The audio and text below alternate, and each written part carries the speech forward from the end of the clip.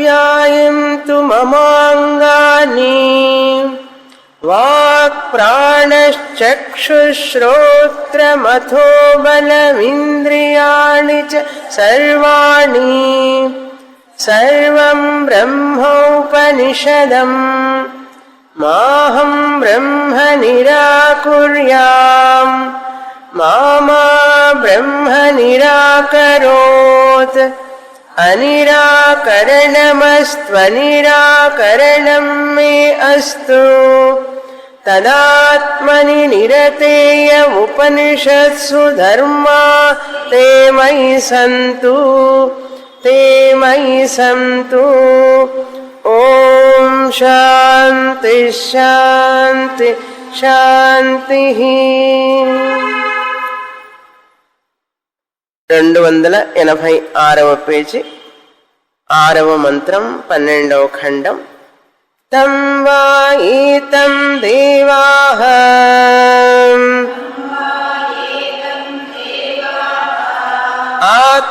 ఆత్మానముపాసతే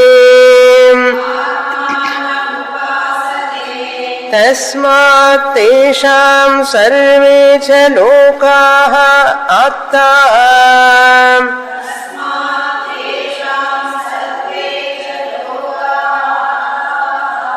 survey చ కామాః స సర్వాగుశ్చ లోకాన్ ఆప్నోతి.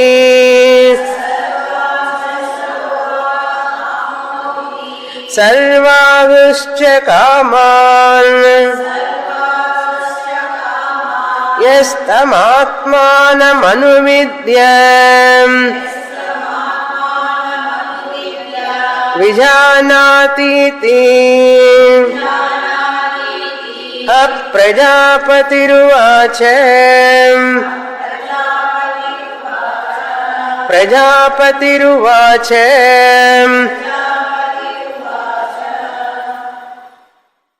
ఈ 6వ మంత్రంతో 12వ ఖండం పూర్తి అయింది. 8వ అధ్యాయంలో 2 విషయాలు చెప్పబడినాయి, అంటే 2 విద్యలుగా చెప్పబడినాయి. ఒకటి సగుణ ఈశ్వర ఉపాసన, 2 నిర్గుణ బ్రహ్మ జ్ఞానం. దహర విద్య లేక బ్రహ్మ సగుణ బ్రహ్మ విద్య అని పేరు. 1 నుంచి 6 ఖండాల వరకు అది బ్రహ్మ విద్య. 2వ విషయం కూడా దహర విద్య, నిర్గుణ బ్రహ్మ విద్య. మొదటిది సగుణ బ్రహ్మ విద్య, మొదటి 6 ఖండాలు. 7 నుంచి 12 వరకు నిర్గుణ బ్రహ్మ విద్య, ఇది కూడా దహర విద్య. మొదటి విద్యని ఉపాసన అన్నాం, 2వ విద్యని జ్ఞానం అన్నాం.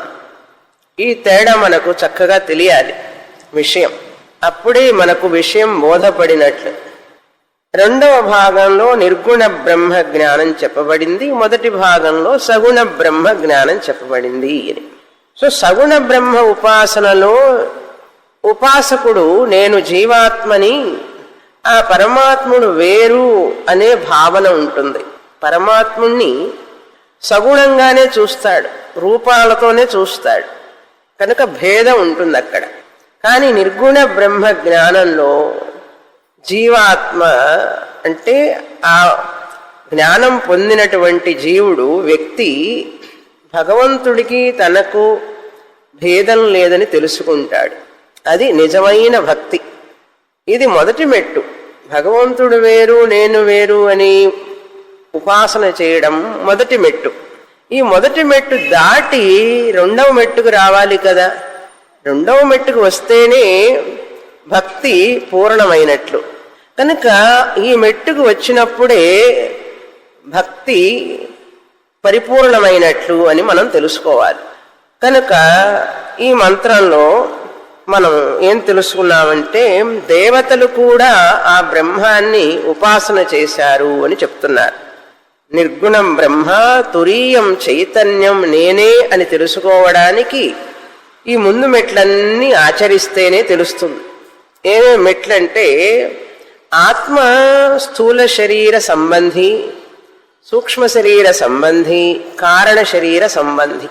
ఆత్మ చైతన్యం ఈ స్థూల శరీరం స్థూల ప్రపంచం, సూక్ష్మ శరీరం సూక్ష్మ ప్రపంచం, కారణ శరీరం కారణ ప్రపంచం. ఈ శరీరత్రయం ప్రపంచత్రయాలలో ఆత్మ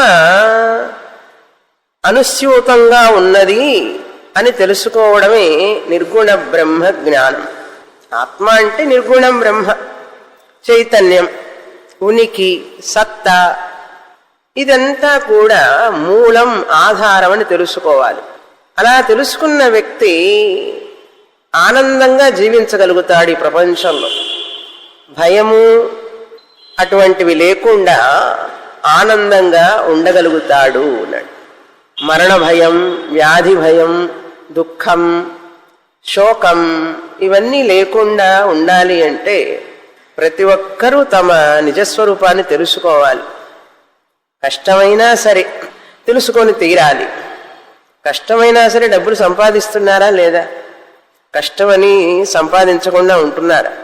ఎందుకంటే కష్టపడి సంపాదిస్తేనే ఈ జీవితం నిలుస్తుంది, మనిషి జీవించగలుగుతాడు. కష్టపడి సంపాదించకుండా ధనం లేకపోతే ఆహారం ఉండదు, నీరు ఉండదు, నివాసము ఉండదు. అదేవిధంగా నిజమైన జీవితం ఏంటి? నేను ఈ దుఃఖాలకు అతీతుణ్ణి, నేను భయపడాల్సిన పని లేదు, ఆత్మ చైతన్యాన్ని నేను అని తెలుసుకుంటే నిజమైన జీవితం. కనుక దానికి కష్టపడి ప్రయత్నం చేయాలి. అలా దేవతలు కూడా చేశారు అని ఈ మంత్రంలో మనకు చెప్తున్నారు.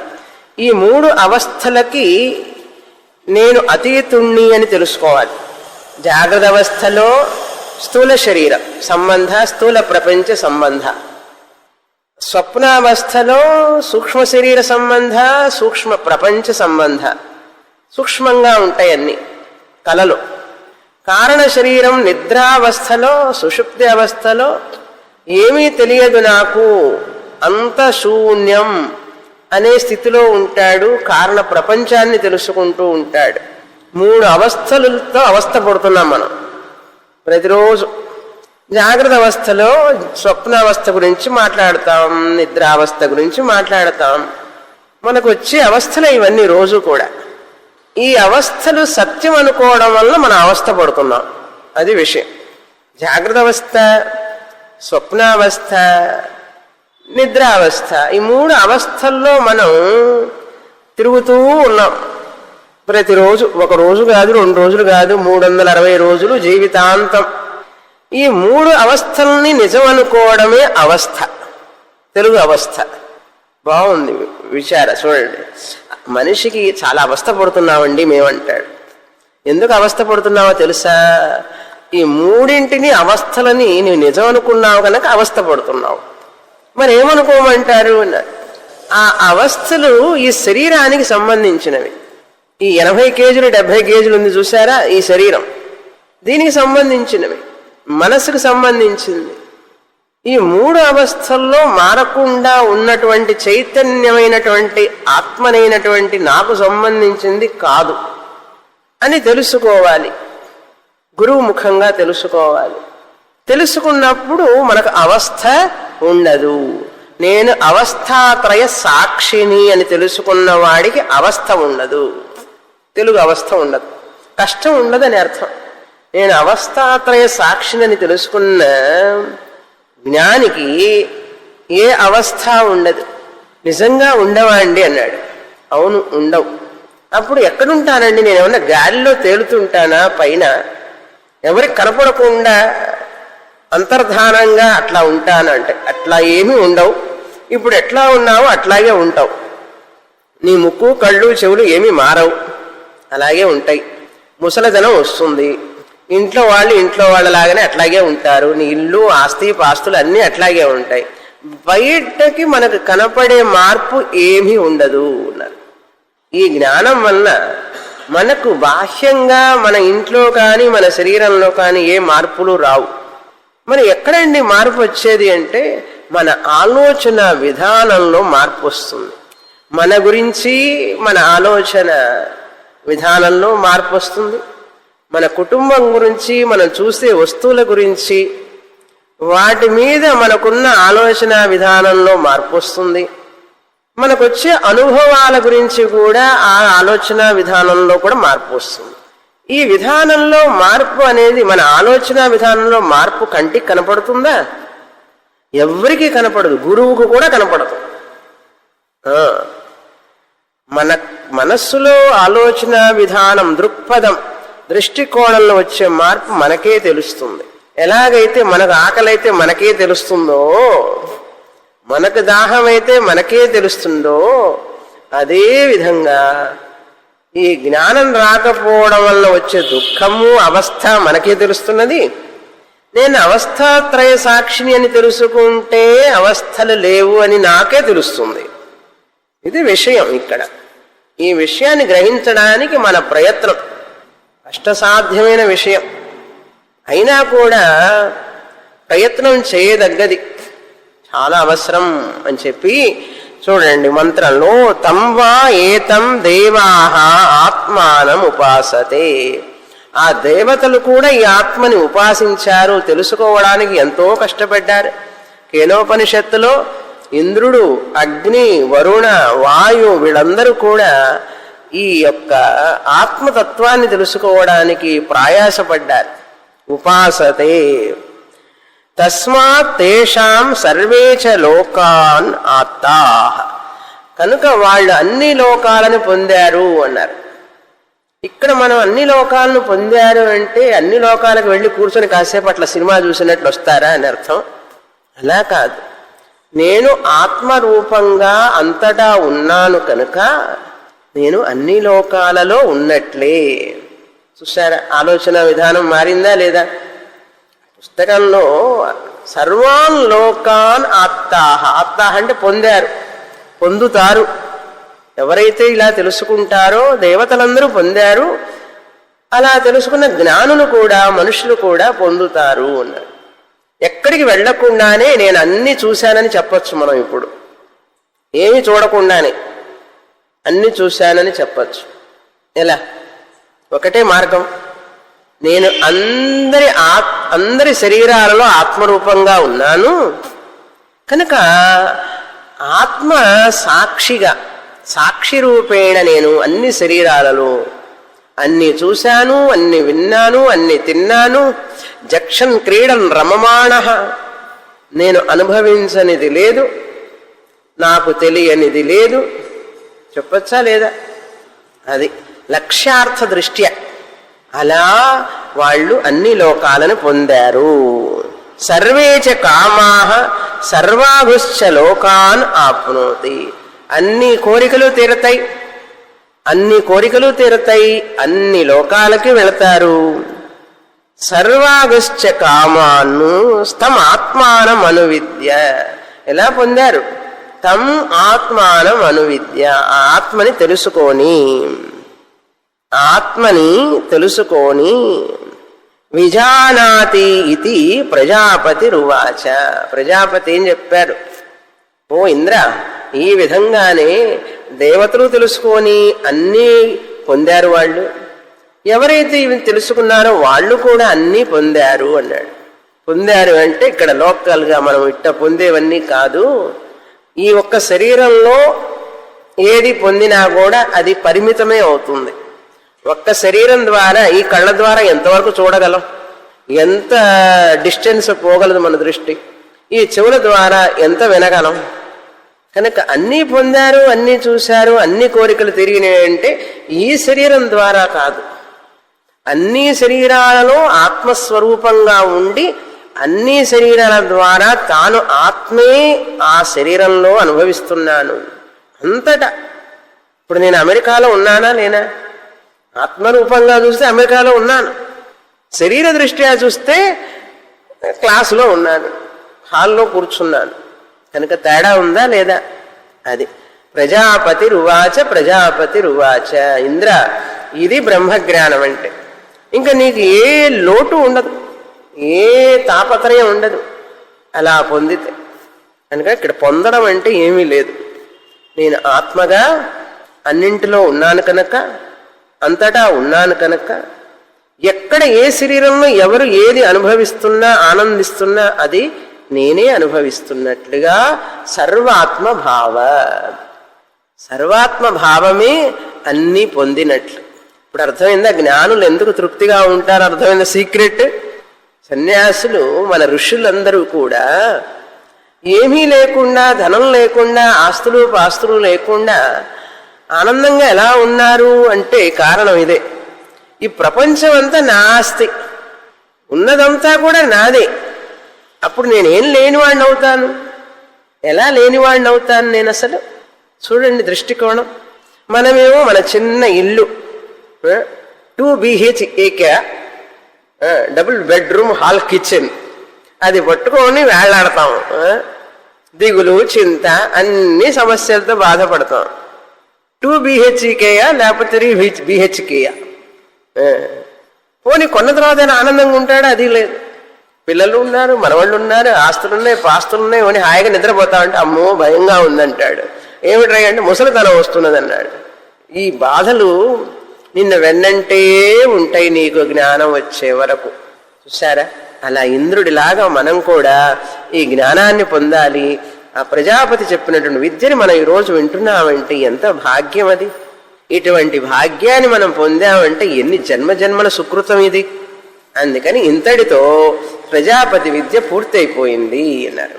ఇప్పుడు 13వ ఖండంలో ప్రవేశిస్తాం. ఇక్కడ ఉపాసనలు చెప్పబడినాయి. 13వ ఖండం 14వ ఖండం చదువుతాం. ఈ 2 ఖండాలు కొన్ని విషయాలు కలిసి ఉన్నాయి వీటిలో, అందువల్ల 2 ఖండాలు మనం చదువుతాం ముందు, తర్వాత అర్థం చెప్తాను. 288వ పేజీ 13వ ఖండం. శ్యామాచబలం ప్రపద్యే చబలాత్ శ్యామం ప్రపద్యే శ్వ ఇవ రోమాణి విధూయ పాపం చంద్ర ఇవ రాహో ముఖాత్ ప్రముచ్య భూత్వా శరీరం అకృతం కృతాత్మా బ్రహ్మలోకమభిసంభవామి ఇత్యభిసంభవామీతి.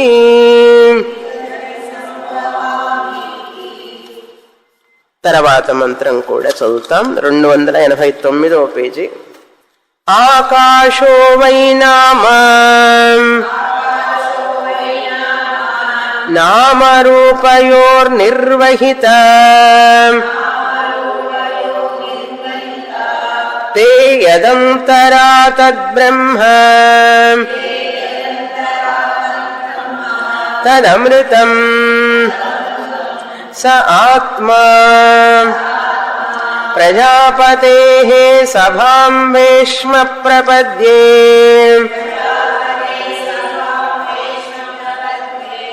యశోహం భవామి బ్రాహ్మణానాం యశః రాజ్ఞాం యశః విషాం యశః అహం అనుప్రాపస్థి సాహం యశసాం యశః శ్యేతమదక్కం అదక్కం శ్యేత లిందుమాభిగాం లిందుమాభిగాం. పదాలే కొంత క్రొత్తగా ఉన్నాయి. ముందు ఈ 13, 14లో విషయాలు కొన్ని అటు ఇటుగా కలిసి ఉండడం వలన నేను 14వ ఖండానికి మొదటి 2 లైన్లకి అర్థం చెప్తాను. సారం మొదట 14వ ఖండం సారం ఏమిటి 2 లైన్లలో కూడా చెప్పిందంటే నిర్గుణ బ్రహ్మ జ్ఞాన సారం చెప్పబడింది. నిర్గుణ బ్రహ్మ జ్ఞాన సారం ఏమి చెప్పబడిందంటే ఆకాశో వై బ్రహ్మ. ఇప్పుడు దీన్ని 3 విధాలుగా మనం చూడాలి. మొదటి భాగం, 2వ భాగం, 3వ భాగం. ఇప్పుడు మొదటి భాగం చెప్తున్నాను. తర్వాత 13వ ఖండంలోకి వెళ్ళి 2వ భాగం చూస్తాం. తర్వాత 3వ భాగం చెప్పుకుందాం. మొదటి భాగంలో నిర్గుణ బ్రహ్మ జ్ఞానం ఏది చెప్పారు? 7 నుండి 12 వరకు చెప్పినటువంటి నిర్గుణ బ్రహ్మ జ్ఞానం, దాని సారాంశం ఇది. 14వ ఖండంలో మొదటి 2 లైన్లు మహావాక్య సారాంశం అని అర్థం. మహావాక్య సారాంశం ఏమని చెప్పబడింది అంటే పరమాత్మ సృష్టికర్త అని చెప్పబడింది.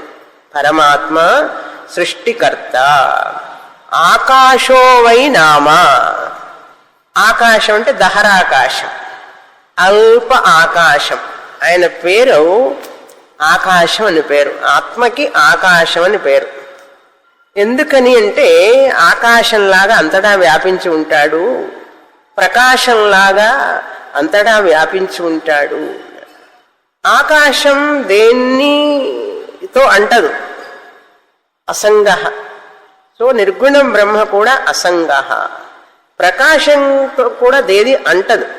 ఇప్పుడు మనకి ఇక్కడ ప్రకాశం కనపడుతోంది, ఆ ప్రకాశాన్ని ఏమన్నా అంటుతుందా వెళ్ళి? ఆత్మ కూడా అంతే, ఆకాశ ప్రకాశములలాగా. అందుకని ఆకాశం అనే పేరు ఇక్కడ చెప్పబడింది. ఈశ్వర అని పేరు. చూడండి, ఈశ్వరుడికి ఆకాశం అని పేరు. దీని మీద పెద్ద విచారం ఉంది బ్రహ్మసూత్రంలో. ఆకాశో వై నామ. అయితే ఏమిటి? ఆకాశం అనే పేరు కలిగినటువంటి నిర్గుణ బ్రహ్మము ఎక్కడున్నాడు, ఎలా ఉన్నాడు అంటే నామరూప నిర్వహిత. నామరూప నిర్వహిత అంటే సృష్టికర్త. దేని సృష్టికర్త? నామరూపయోహో. నామరూపములకు సృష్టికర్త.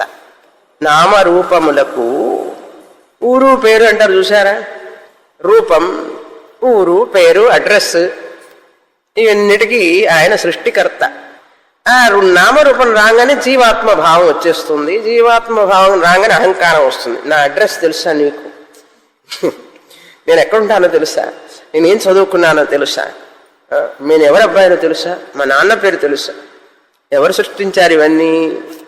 ఆకాశ అని ఈ పేరు కలిగిన ఈశ్వరుడు పరమాత్మ సృష్టించాడు. సృష్టికర్త. నామరూపయోర్ నిర్వహిత. ఇక్కడ పదాలు కొంచెం క్లిష్టంగా అనిపిస్తాయి, మనం జాగ్రత్తగా అర్థం చేసుకోవాలి. యత్ అంతరా తత్ బ్రహ్మ. ఇక్కడ సత్యం, సత్, అంతరా ఈ నామరూపాల వెనుక సత్తాగా, ఉనికి, ఉనికిగా పుష్పం ఉన్నది, ఆమె ఉన్నది, అతడు ఉన్నాడు, అది ఉన్నది, ఇది ఉన్నది అంటున్నాం కదా. యత్ సత్యం, ఏదైతే ఆధారమో నామరూపాలకి అదే బ్రహ్మ అన్నారు. ఏదైతే నామరూపాలకి ఆధారమో ఆ ఉన్నది, ఉనికి అనేటువంటిదే బ్రహ్మం. తత్ బ్రహ్మ. యత్ అంతరా తత్ బ్రహ్మ. యత్ తే అంతర. తే అంటే ఇక్కడ తయోహో నామరూపయోహో. నామరూపముల వెనుక. ఇప్పుడు మన పేరు ఉన్నదండి, ఈ శరీరం ఉన్నది, నాకు ఒక పేరుంది, నాకు రూపం ఉన్నది. ఈ నామరూపం వెనుకాల ఎవరున్నారంటే కనపడేది ఇది, దీన్ని నిలబెట్టేది ఎవరో అది తెలియదు మనకు. అది తెలుసుకోవడానికే కష్టపడుతున్నాం ఇప్పుడంతా. మనం చేసే ప్రయత్నం అదే. ఈ నామరూపాలకి అంతర, వెనకాల, ఆధారంగా, అధిష్టానంగా. ఇప్పుడు నేను ఉన్నవాణ్ణే లేనివాణ్ణే.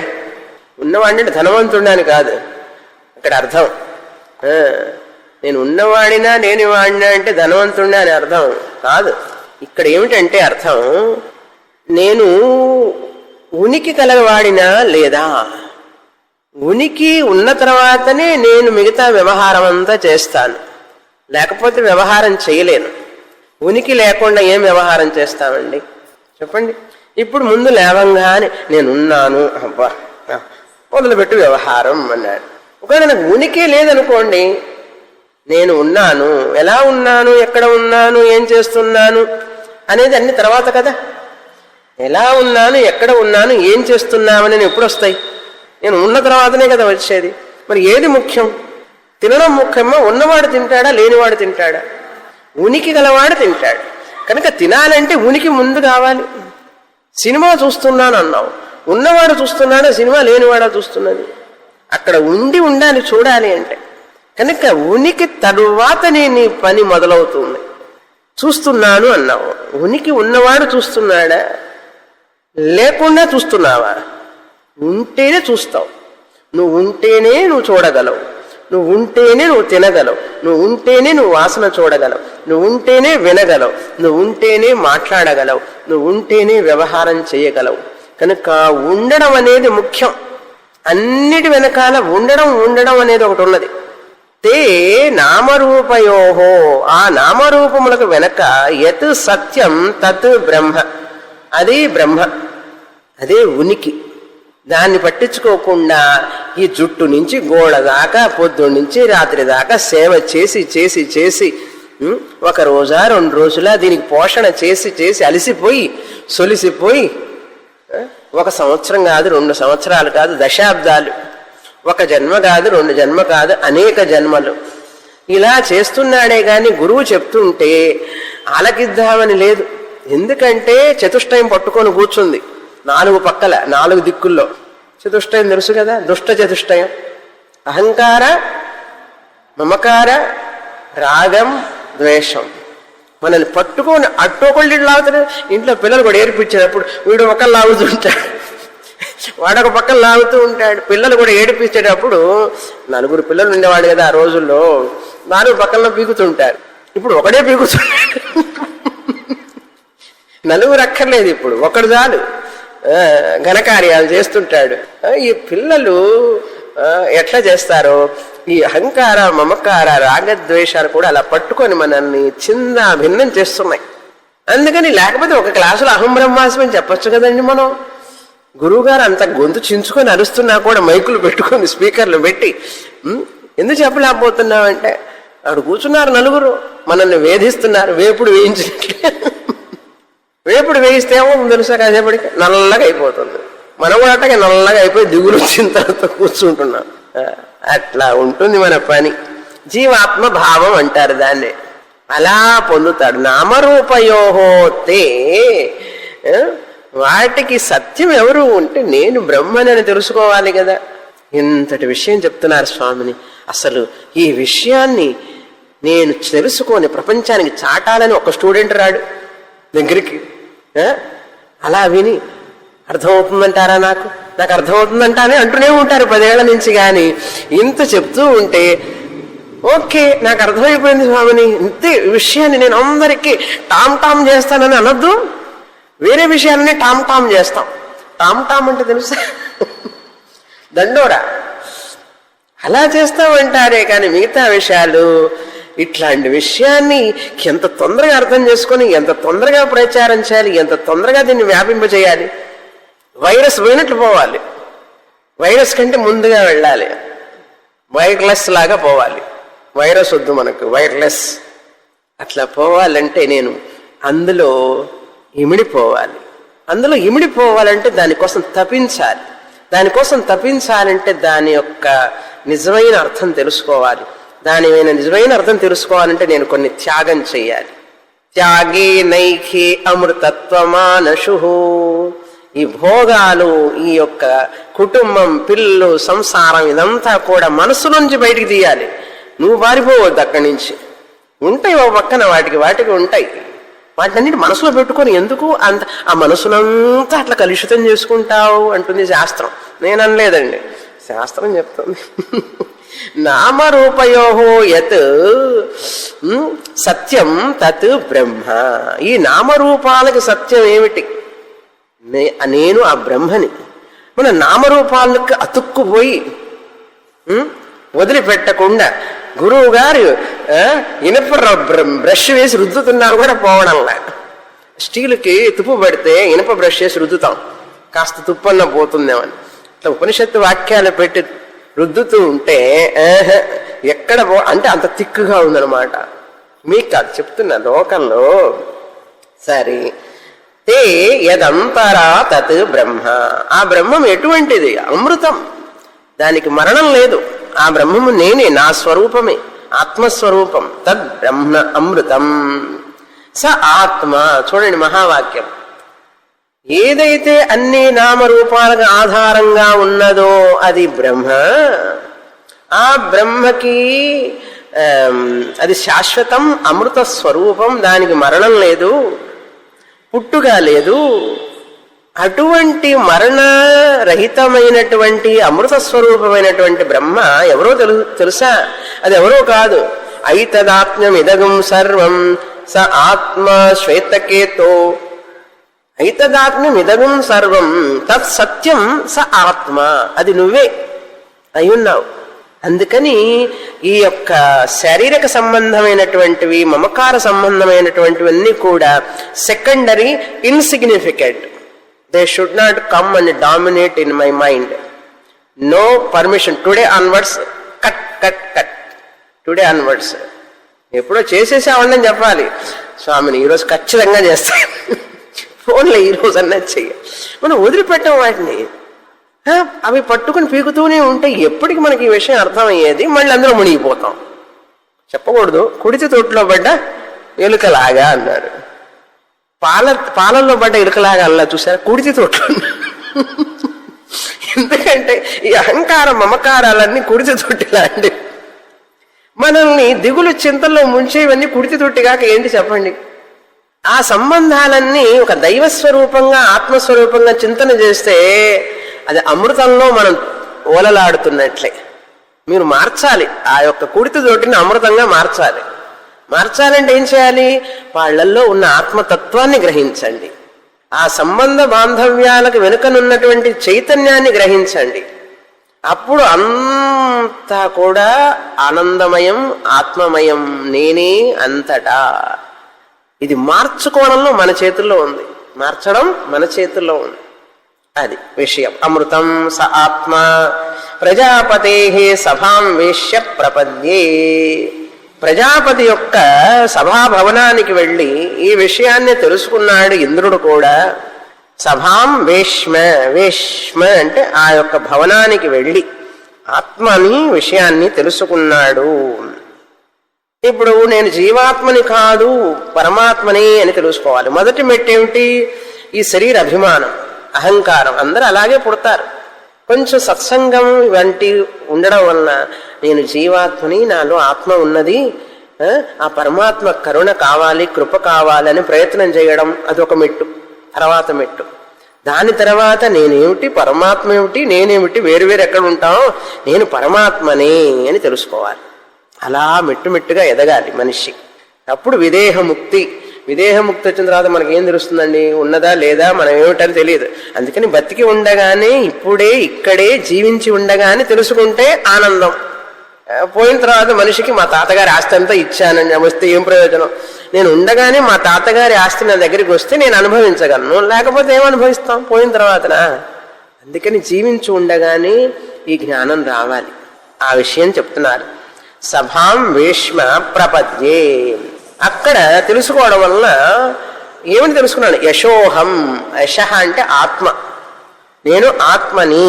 యశోహం యశహం భవామి బ్రాహ్మణానాం. బ్రాహ్మణులైతే ఎవరైతే ఉన్నారో వాళ్ళందరి ఆత్మను నేనే. బ్రాహ్మణానాం యశ, బ్రాహ్మణ యందు ఉన్నటువంటి ఆత్మను నేనే. రాజ్ఞాం యశ, రాజుల యందు, క్షత్రియుల యందు ఉన్నటువంటి ఆత్మను నేనే. విషాం యశ, వైశ్యుల యందు ఉన్న ఆత్మని నేనే. యశ అహం, నేను యశస్సు, ఆత్మని, స్వరూపాన్ని అందరి యందు ఉన్నాను. అహం అను ప్రాపస్సి అన్నారు. ఆ యశమును, ఆత్మస్వరూపాన్ని పొంది తెలుసుకొని సహా అహం యశ. యశశాం యశ. ఒక యశ లేదు ఇక్కడ తెలుగు పుస్తకంలో. యశసాం యశః రాసుకోండి, ఇంకొక యశః రాసుకోవాలి. యశః, యశసాం యశః అంటే ఈ శరీరాలన్నింటిలో శరీరాణం యశః, ఈ శరీరాలన్నింటిలో ప్రవేశించినటువంటి ఆత్మను నేనే. 4వ లైన్లో మధ్యలో వస్తుంది యశసాం యశః. ఆత్మ అహం భవామి, శరీరాణం ఆత్మ అహం భవామి, అన్ని శరీరాలలో ఉన్నది నేనే ఆత్మని. శేతమదత్కం అదత్కం శేతం లిందు మాభిగాం లిందు మాభిగాం. ఈ పదాలు మీకు ఎక్కడ డిక్షనరీలో దొరకవు, సంస్కృత డిక్షనరీలో కూడా దొరకవు. ఇవన్నీ వేదిక యూసేజ్. ఏమిటి దీని సారాంశం చెప్తాను. మాభిగాం నేను పొందకుండా ఉండుగాక. ఈ జ్ఞానం పొందిన వ్యక్తి ఏమనుకుంటాడంటే నేను మళ్ళీ మాతృగర్భంలో పడి ఆ నరకాన్ని అనుభవించకుండా ఉండుగాక అని అర్థం. అంటే ఏమిటి, నాకు పునర్జన్మ లేకుండా ఉండుగాక. స్త్రీ గర్భం అంటే రకరకాలైనటువంటి ఈ మాయలో పడకుండా ఉండుగాక అని అర్థం. శేతం అదత్కం అదత్కం శేతం లిందు మాభిగాం అన్నారు. కనుక ఈ యొక్క మాతృ అంటే ఏ జీవరాశి యొక్క మాతృగర్భమైన స్త్రీ గర్భం ఉంటుంది కదా, ఆ స్త్రీ జీవరాశి ఆ గర్భంలో ప్రవేశించి నరక యాతన నేను అనుభవించకుండా ఉండుగాక అని ఆ సంకల్పం అన్నమాట. జ్ఞానాన్ని పొంది నేను ఇక ఎటువంటి జనన మరణాలతో కూడినటువంటి వ్యాధి ముసలితనంతో కూడినటువంటి ఈ జన్మను నాకు వద్దు, నేను ఆత్మని స్వరూపాన్ని, నేను ఈ లంపటలో పడను అని తెలుసుకున్నాడు అన్నారు. ఇది ఒక తర్వాత 13వ మంత్రానికి వెళతాం. ఇది ప్రార్థన. 13వ మంత్రంలో ప్రార్థన చెప్తున్నారు. సగుణ బ్రహ్మ ఉపాసన జీవితాంతం చెయ్యాలి అని అక్కడ చెప్పబడింది. శ్యామా చబలం ప్రపద్యే, ఇది ఉపాసన ప్రార్థన, ఉపాసకుడు చేసే ప్రార్థన మంత్రం. శ్యామా శబలం ప్రపద్యే శబలా శ్యామం ప్రపద్యే, అది ప్రార్థన. అజ్ఞానం వలన ఇక్కడ శ్యామ అంటే నలుపు, శబలం అంటే రకరకాలైనటువంటి ఇవన్నీ కూడా అంటే ద్వైతం ఏదైతే ఉందో అనుభవిస్తున్నామో ఇవన్నీ కూడా నేను పరమాత్మనై ఉండి కూడా అజ్ఞానం వలన జీవాత్మ రూపంలో వ్యక్తమవుతూ జీవాత్మని అనుకుంటూ దిగులు పడుతున్నాను, భయపడుతున్నాను, పరమాత్మని మర్చిపోయినాను అజ్ఞానం వలన. శ్యామా శబలం శబలాత్ శ్యామం, శ్యామా శబలం ప్రపద్యే శబలా శ్యామం ప్రపద్యే. నేను ఈ పరమాత్మనైన నేను జీవాత్మగా కనపడుతున్నాను. ఆంతరం బాహ్యం, ఆంతరం బాహ్యం అని అర్థం. ఇక్కడ ఇంకొక అర్థం, ఈ జీవాత్మ శ్యామా శబలం ప్రపద్యే, జీవాత్మ భావము నుండి పరమాత్మ భావమును పొందెదను గాక. పరమాత్మ భావమును వదిలి జీవాత్మ భావమును పొందాను. ఈ జీవాత్మ భావము నుండి నేను మళ్ళీ పరమాత్మ భావమును జ్ఞానమును పొందెదను గాక. ఇది ప్రార్థన, ఉపాసన. ఇది 2వ విషయం. మొదటి విషయం ఏమో క్రింద 14 ఖండంలో చూశాను. ఇక్కడ 2వ విషయం ఏమో 13వ ఖండంలో. 3వ విషయం ఏమిటంటే ప్రజాపతేహే సభాం భీష్మ అని చెప్పి 2వ ప్రార్థన ఇక్కడ వచ్చింది. ఇప్పుడేమో ఇది మొదటి ప్రార్థన. మహావాక్యం తర్వాత 14వ ఖండంలో 2 లైన్లు మహావాక్యం, అది జ్ఞానికి. 13వ ఖండంలోనేమో మొదటి ప్రార్థన శ్యామా శబలం శబలా శ్యామం ప్రపద్య అనేది మొదటి ప్రార్థన. 3వ ప్రార్థన ఏంటంటే 14వ ఖండంలో వస్తుంది. అక్కడ చెప్పాను కదా, వేష్మ సభాపతిం సభాం వేష్మ. ఆ బ్రహ్మ ప్రజాపతే సభాను అంటే ఈ 2వ ప్రార్థన. బ్రహ్మదేవుడి యొక్క భవనం అంటే ఈ శరీరత్రయం వదిలి నేను సర్వాత్మ భావమును యశస్సును పొందుగాక. యశః అహం, ఈ శరీరత్రయాన్ని వదిలిపెట్టి ప్రజాపతి వేష్మ అంటే ఈ ప్రజాపతి వలన సృష్టింపబడినటువంటి శరీరత్రయం ప్రపంచత్రయం ఉంది కదా, ఇదంతా కూడా వదిలిపెట్టి, అభిమానం వదిలిపెట్టి, శరీరం వదిలిపెట్టక్కర్లేదు, అభిమానం వదిలిపెట్టి నేను ఏం చెయ్యాలి అన్నారు. ఆ పరమాత్మ సర్వాత్మ భావాన్ని పొందుగాక. బ్రాహ్మణంలో నేనే ఉన్నాను, వైశ్యులలో నేనే ఉన్నాను, క్షత్రియులో నేనే ఉన్నాను, పొందుదును గాక అనేది ప్రార్థన. ఇది ఈ మంత్రముల యొక్క సారాంశం అని చెప్పి ఇప్పుడు ఈ మూడవ ఈ ఉపాసన అయిన తర్వాత ఎలా ఏ విధంగా అనే దానికి ఉదాహరణ 13వ ఖండంలో ప్రార్థన తర్వాత ఎలాగైతే ఒక గుర్రం అశ్వః రోమాణి ఇవ, ఒక గుర్రం తన యొక్క బాగా పరిగెత్తిన తర్వాత అలిసిపోతుంది. ఒక గుర్రం దుమ్ములో ఆ దుమ్మంతా దాని మీద పడితే అక్కడికి వెళ్ళి ఏం చేస్తుందంటే శరీరాన్ని విదిలిస్తుందిట. విదిలించినప్పుడు ఏమవుతుంది? మట్టి అంతా దుమ్మంతా కింద పడిపోతుంది. అట్లాగే నేను కూడా విదిలిచ్చేస్తా. ఏమిటి? ఈ స్థూల శరీరం, సూక్ష్మ శరీరం, కారణ శరీరం, స్థూల ప్రపంచ, సూక్ష్మ ప్రపంచ, కారణ ప్రపంచం మొత్తాన్ని విధుత్వా అన్నాడు. ధుత్వా అంటే విదిలించి అన్నాడు. అంటే ఏంటి? అభిమానం వదిలిపెట్టి అని అర్థం. అజ్ఞానాన్ని వదిలిపెట్టి ఈ శరీర భావాన్ని వదిలిపెట్టి సర్వాత్మ భావాన్ని పొందుతాను అన్నాడు. ఇక్కడి నుంచి అక్కడికి వెళ్ళాలి. యాక్చువల్గా మనం ఆ యొక్క గుర్రంలాగా పాపాన్ని వదిలించుకుంటాను. విధూయ పాపం 13వ ఖండంలో 2వ లైన్. విధూయ పాపం, పాపాన్ని విదిలించేస్తాను. నేనేం పాపం చేశాను, ఏ పాపం చేశాను అనకూడదు. ఇక నుంచి వేదాంతం చదివే స్టూడెంట్స్ ఆ నోట్లో నుంచి ఆ మాటే రాకూడదు. తప్పే కదా. గురువుగారు పాపం అంత కష్టపడి చెప్తుంటే పాపం చేశాననే మాట రావచ్చా మన నోట్లో?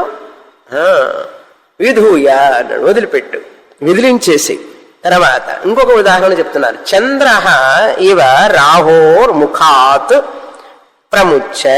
ఎలాగైతే రాహు నోట్లో పడినటువంటి చంద్రుడు పాపం ఏమైంది? ఆయన కాంతి కనపడదు. రాహు నోట్లో పడిన చంద్రుడు కాసేపటికి బయటకు వచ్చినట్లుగా నేను ఈ అజ్ఞానం నుంచి, ఈ శరీర అభిమానం అహంకారం నుంచి బయటకు వచ్చేస్తాను. ప్రముచ్చ అన్నాడు. ప్రముచ్చ అయితే బయటకు వస్తే ఏమవుతుంది? ముఖం ప్రశాంతంగా ప్రకాశవంతంగా వెలిగిపోతూ ఉంటుంది. వెలిగిపోవడం అంటే ఏమిటి? ఆనందో బ్రహ్మేతి వ్యజానాత్. శాంతి, పరమశాంతి ముఖంలో కనపడుతుంది. ఆనందం, సుఖం అన్నీ కూడా ఆ ముఖంలో అలా ప్రతిఫలిస్తూ ఉంటాయి ఎప్పుడైతే లోపల జ్ఞానం ఉంటుంది. Face is the index of the mind. బాగా చెప్తాం. మనం లోపల మనసులో ఏముంటే వెంటనే కనపడతాయి ముఖంలో, ఎక్కడికి దాక్కోలేవు అవన్నీ కూడా. అట్లా ఉండాలి ఇప్పటి నుంచి అయినా. ఎన్న చాందోగ్యం అయిపోతున్నది కదా. 10 ఉపనిషత్తుల తర్వాత కూడా ఇంకా ముఖం ఇంకా సరిగ్గా కాలేదంటే ఏ ప్లాస్టిక్ సర్జరీ చేసినా కూడా సరిగ్గా కాదు. అది జోక్గా అంటున్నాను. ఓకే. ప్రముచ్చ ధూత్వా శరీరం అకృతం కృతాత్మ. ఈ శరీరాభిమానాన్ని వదిలిపెట్టేసి ధూత్వా అకృతం కృతాత్మ. అకృతం, అకృతం అంటే బ్రహ్మ, అకృతం అంటే అజన్యం, జననం లేనటువంటి, చెయ్యబడనటువంటి, పుట్టనటువంటి అకృతం, శాశ్వతమైనటువంటి అని అర్థం. కృతాత్మ, కృతాత్మ అన్నీ పొందిన వాణ్ణి అవుతాను. ఏమి పొందాలనుకున్నాను అది పొందినట్లే. జీవితంలో పొందాలనుకున్నాను కాదు, జ్ఞానంతో, శాస్త్రం ప్రకారం. బ్రహ్మలోకం అభిసంభవామి. ఇక్కడ బ్రహ్మలోకం అంటే బ్రహ్మ చైతన్యం, ఐక్యం అని అర్థం. ఇది అభిసంభవామి, నేను ఆ బ్రహ్మ ఐక్య జ్ఞానాన్ని పొందేదనుగాక. అందుకని 2 ఉదాహరణలు గుర్తుపెట్టుకోండి. రాహు, చంద్రుడు, తర్వాత గుర్రం. 14వ ఖండంలోకి వెళతాం ఇప్పుడు. చివరి 15వ ఖండం, పెద్ద మంత్రం. అదే పేజీలో క్రింద ఉన్నది చూడండి. తద్ధైతద్బ్రహ్మ ప్రజాపతయః ఉవాచ ప్రజాపతిర్మనవే మను ప్రజాభ్యః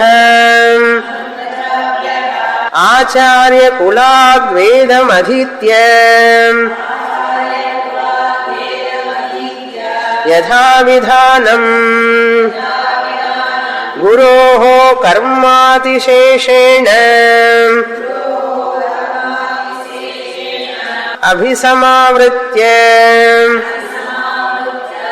కుటుంబే శుచౌ దేశే స్వాధ్యాయమధీయానః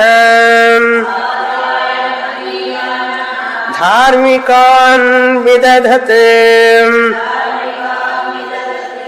ఆత్మని సర్వేంద్రియాణి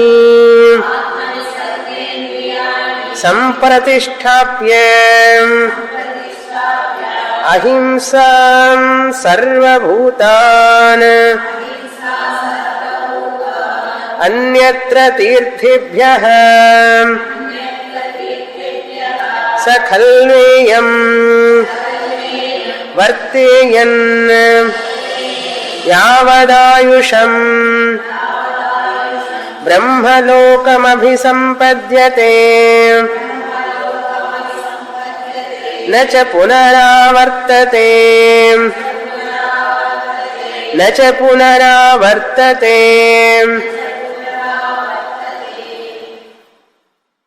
తదేతద్ బ్రహ్మ ప్రజాపతయః ఉవాచ. ఈ బ్రహ్మ గురించి బ్రహ్మ తదేతత్ ఈ విషయాన్ని ఈ సత్యాన్ని హిరణ్యగర్భ బ్రహ్మ దీర్ఘం చూసారా, హిరణ్యగర్భ అని అర్థం, చతుర్ముఖ బ్రహ్మ. ప్రజాపతయ ఉవాచ, ప్రజాపతికి బోధించాడు మొదట. ఎవరు? ఆ బ్రహ్మదేవుడు ప్రజాపతికి బోధించాడు మొదట. అప్పుడు ప్రజాపతి ఏం చేశాడు? మనువుకి బోధించాడు. ప్రజాపతి మనవే, మనువుకి బోధించాడు. మనువు ఏం చేశాడు? ప్రజాభ్య, మను ప్రజాభ్య తన సంతతికి ప్రజలకు బోధించాడు. తర్వాత మను మహారాజు. అలాగే అందరూ ఏం చేయాలట?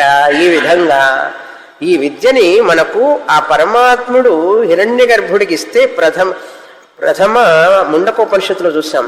బ్రహ్మా దేవానాం ప్రథమ సంభూవ విశ్వస్య కర్త భువనస్య గోప్త. ఆయన మొదటి శిష్యుడు పరమాత్ముడికి. అలా అలా అలా వచ్చింది. తర్వాత మనువు దగ్గర నుంచి మనకు ఇట్లా వస్తూ ఉన్నది గురు పరంపర ద్వారా. కనుక అక్కడ ఫుల్ స్టాప్ పెట్టుకోవాలి. ఆచార్య కులాద్వేదం అధీత్య, గురుకులానికి వెళ్ళాలట చెప్తున్నారు. చివరిగా చాందోగ్యోపనిషత్తులో చివరికి సజెషన్ ఏంటో తెలుసా అందరికీ? అబ్బాయిలందరినీ ఇంజనీరింగ్ కాలేజీకి పంపిస్తారు మీరు, పిచ్చివాళ్ళు, మీకు తెలియడం లేదు, గురుకులానికి పంపించండిరా అన్నారు. అక్కడ ఆర్ష విద్యా గురుకులం ఉంది కదా, అక్కడికి పంపించచ్చు కదా వేదాంతం చదవడానికి పిల్లల్ని. బ్యాంకు ఉద్యోగం వస్తుందా, ఆ ఉద్యోగం వస్తుందా, ఈ ఉద్యోగం వస్తుందా, ఏమండి సంపాదిస్తారు చెప్పండి? ఏంటి సంపాదించేది వాళ్ళు? ఒరేయ్ మా జీవితాలైనా వృధా చేసుకున్నా, నువ్వన్నా పోయి చదువుకోరా అని చెప్పి అక్కడికి పంపిస్తే వాళ్ళు చక్కగా సంస్కృతం నేర్పుతారు, వేదాంతం నేర్పుతారు. వాళ్ళు నేర్పనిది ఏంటి అసలు? ఇవన్నీ ఇప్పుడు నేను ఏం చెప్తున్నాను అన్నీ నేర్పుతారు. అక్కడ పంపిస్తామా ధైర్యంగా? పంపించమంటున్నారు చూడండి.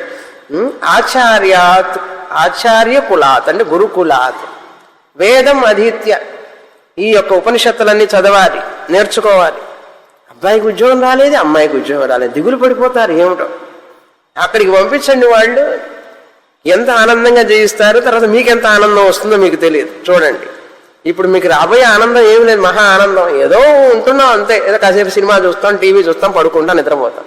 కానీ మన పిల్లల్ని వాళ్ళ జన్మ సార్థకమయ్యేటటువంటి విద్యను కనుక ఇస్తే అట్లాంటి ఆనందం మనకి ఇంకా ఏమన్నా దానికి సమానం ఉందా ప్రపంచంలో? ఏం చేయలేకపోతున్నాం మన పిల్లల్ని. మనం ఎందుకు అలా వాళ్ళని ఆ మార్గంలోకి తేలేకపోతున్నాం? కారణం తెలుసా? పిల్లల దోషం కాదు, మనలో పటుత్వమైనటువంటి జ్ఞానం లేదు, ఆ దృఢత లేదు. లేకపోవడం వల్లనే మనం చేయలేకపోతున్నాం. కాన్ఫిడెన్స్ లేదు. కాన్ఫిడెన్స్ ఉంటే ఎందుకు చేస్తాం? వెంటనే పంపిస్తాం. వాళ్ళు అసలు ఇంకా మాట్లాడకుండా మనం చెప్పిన మాట వింటారు. అంత శక్తి కావాలి మనకు. అంత శక్తి లేదు, అందుకని చేయలేకపోతున్నాం. ఉపనిషత్తు చెప్తోంది చెయ్యండి అని. అధీత్య తర్వాత యథావిధానం గురోహో కర్మాతి శేషేణ, యథావిధిగా గురువుకి సేవ చేసి గురువు దగ్గర ఉండి అభిసమావృత్య అంటే కాన్వొకేషన్, తర్వాత సర్టిఫికేట్లు ఇవన్నీ ఇస్తారు కదా, క్యాప్లు పెడతారు కదా, కాన్వొకేషన్ అంటారు. చదువు అంతా అయిపోయిన తర్వాత పూర్తి చేసుకొని వచ్చి చక్కగా ఏం చేయాలి? పెళ్లి చేసుకో. పెళ్లి వద్దలే శాస్త్రం, కుటుంబే వివాహం చేసుకో. అందుకని గురుకులాలలో ఆత్మవిద్య చెప్పేవాళ్ళు, వాళ్ళకి ప్రొఫెషన్కి కావాల్సిన విద్య చెప్పేవాళ్ళు. రెండు ఉండేవి, మెటీరియలిస్టిక్ సైన్స్, స్పిరిచువల్ సైన్స్. మనం ఏం చేస్తున్నాం, పిల్లలకు ఓన్లీ మెటీరియలిస్టిక్ సైన్సే ఇస్తున్నాం. మన కాలేజీల్లో అవి లేవు ఇప్పుడు. అందుకని వరే నీకు ఇక్కడ చదువు అయిపోయింది, ఇప్పుడు అక్కడికి పోయి చదువుకోనరా, అప్పుడు తర్వాత ఉద్యోగం చేసి తర్వాత పెళ్లి చేస్తా అని చెప్పాలి. ఏం చేస్తున్నాం మనం? అందుకని ఆ విద్య ఈ విద్య రెండు ఉంటే వాళ్ళు ఆనందంగా ఉంటారు, మనం ఆనందంగా ఉండవచ్చు. అదే చెప్తున్నారు. కుటుంబే శుచౌ దేశే, మంచి శుచౌ దేశ శుభ్రమైన ప్రదేశంలో, ఖలు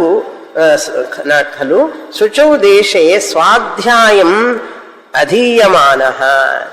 వివాహం అయిన తర్వాత కూడా ఇంటికి వచ్చి చదివిన పాఠాలన్నీ నెమరు వేయాలి.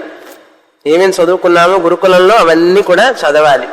చదివి ధార్మికాన్ విదదత్, ధార్మికంగా సంపాదించు, ధనాన్ని సంపాదించు, ధార్మికంగా జీవించు. ఆత్మని సర్వేంద్రియాణి సంప్రతిష్టాప్య. చూసారా, చదువు, గురుకులం, నీ వృత్తి విద్య, ఆత్మవిద్య రెండు పెట్టుకొని కుటుంబం, పిల్లలు అన్ని చూసుకున్న తర్వాత మళ్ళీ ఆత్మజ్ఞానంలోకి, ఆత్మని, ఈ ఇంద్రియాలని, మనసును నిగ్రహించి ఆత్మజ్ఞానాన్ని పొందడానికి ప్రయత్నం చేయి. మన ఉపనిషత్తులు చూసారా, ఎక్కడన్నా నువ్వు సన్యాసం తీసుకోని చెప్పిందా? చెప్పలే. కుటుంబే శుచౌ దేశే, ధార్మికంగా ఉండి బాగా సంపాదించుకొని పిల్లల్ని పెద్ద చేసి వాళ్ళని ధర్మ మార్గంలో పెంచి నువ్వు హాయిగా నీ సాధన చేసుకుంటూ ఆ గురుకులంలో చదువుకున్న ఆత్మవిద్యని నెమరు వేసుకుంటూ కూర్చోరా అంటే తాళం గుర్తులు పెట్టుకొని వదలకుండా ఏమిటి చేసేది నువ్వు అంటున్నది శాస్త్రం. సరే, సర్వేంద్రియాణి సంప్రతిష్టాప్య, అహింసని పాటించమంటున్నది. అన్ని భూత జీవరాశులయందు అహింసని పాటించు. అన్యత్ర తీర్థేభ్య సహా ఖలు ఏవం వర్తయన్ అంటే ఎక్కడెక్కడ తీర్థ యాత్రలు చేయదలుచుకున్నావో చేసి అన్ని తీర్థాలు ఇక్కడే ఉన్నాయి అని చెప్పే జ్ఞానాన్ని పొందు. యావద్ ఆయుషం, జీవించినంత కాలం కూడా ఈ ఆత్మజ్ఞానాన్ని పొంది జీవించు. యావదాయుషం బ్రహ్మలోకం అభిసంపద్యతే, బ్రహ్మలోకానికి వెళతావు. శుక్లగతి, ఎంత శుక్లగతి కదా. జ్ఞానం రాకపోతే శుక్లగతి ద్వారా బ్రహ్మలోకానికి వెళతావు. నచ పునరావర్తతే, అలా వెళ్ళి క్రమముక్తిని పొందుతావు. ఇక్కడ జ్ఞానం వచ్చిందా సద్యోముక్తిని పొందుతావు. Either way you are in advantageous position. సంపద్యతే న పునరావర్తతే న పునరావర్తతే. ఐక్య జ్ఞానం ఇక్కడ పొందితే సద్యోముక్తి, లేదా ఉపాసన చేస్తే సగుణ ఈశ్వర ఉపాసన శుక్లగతి ద్వారా బ్రహ్మలోకానికి వెళ్ళి అక్కడ చదువుకుంటాం. చదువుకొని అక్కడ క్రమముక్తిని పొందుతాం. అందుకని ధర్మ మార్గంలో ఉంటే మంచిది. ధనము భోగాలలో పడిపోతే మనిషి ఆత్మకు దూరం అయిపోతాడు. ఆత్మకు దూరమైన వాడికి ఎవడికి శాంతి అనే ప్రశ్న లేదు లేదు లేదు, ఉండదు. ఎట్లా ఉంటుంది చెప్పండి మీరే. మనకి ఇల్లు తక్కువ, వాకిలి తక్కువ, ఆస్తులు తక్కువ, ఏమి తక్కువ, కానీ భయం ఉన్నదా లేదా, దిగులు ఉన్నదా లేదా చెప్పండి మీరే. కనుక దిగులు భయముతో కూడినటువంటి విద్యని మన పిల్లలకి ఇచ్చాం. బిడ్డలు అదే చేస్తారు రేపు కూడా. వాళ్ళు ఇదే బాధ, పశ్చాత్తాపడాల్సి వస్తుంది. వాళ్ళు కూడా మీరు పట్టాల ఇప్పుడు అయ్యో ఇంత విద్యను చదువుకోకుండా అని పశ్చాత్తాపడుతున్నారా లేదా? అదే పశ్చాత్తాపాన్ని మనం ఆస్తిగా వాళ్ళకి ఇస్తున్నాం. అది మనం చేసే పని. ఇంటిని ఇచ్చానండి అన్నావు, ఇంటితో పాటు పశ్చాత్తాపాన్ని కూడా ఇచ్చావు. ఎందుకంటే ఆత్మ విద్య కోసం మనం వాళ్ళని మంచి మార్గంలో పెట్టలే. అది పెట్టకుండా ఒక్క స్పిరిచువల్ మార్గాన్ని వదిలిపెట్టేసి ఇట్లా పెట్టాం మనం. అంటే మనం చేసిన తప్పిదం మనకు తెలియాలి, పొరపాటు మనకు తెలియాలి, చేస్తున్న తప్పిదం కూడా మనకు తెలియాలి. మాకు ఇష్టమేనండి, వాళ్ళు రావడం లేదండి అన్నాడు. వాళ్ళు రావడం లేదంటే నీలో తీవ్రమైన జిజ్ఞాస ఉంటే, సంకల్పం ఉండాలి. సత్యకామ సత్య సంకల్ప. సంకల్పం చెయ్యండి, వచ్చి తీరుతుంది, రాకుండా పోదు. ప్రార్థన చెయ్యండి పరమాత్ముణ్ణి, జరిగి తీరుతుంది. అది కావాలి. ముందు మనం చెయ్యాలి ప్రార్థన, సంకల్పం అని చెప్పి ఇంకా పునర్జన్మ ఉండదు అన్నారు. ఇంతటితో 8వ అధ్యాయం అయిపోయింది.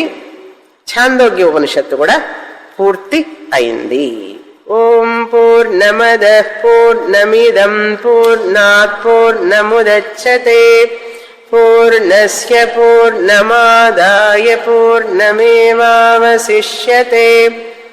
ఓం శాంతి శాంతి శాంతి హరి ఓం శ్రీ గురుభ్యో నమః హరి ఓం.